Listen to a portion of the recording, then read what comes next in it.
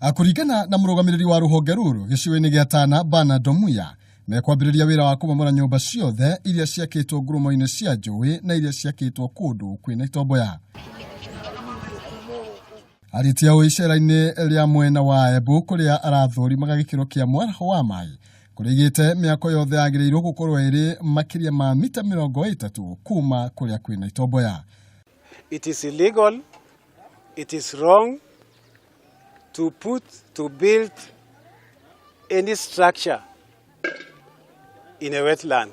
Anioritie aria maikaraga nyumba-ini icio mathame mituki kuona makureirwo maitho ni ugwati riri imwe cia nyumba icio ithiete na mbere gutobokerera na ingi kwarahirwo ni kiguo. We have heavy rains currently. The water levels have actually risen up.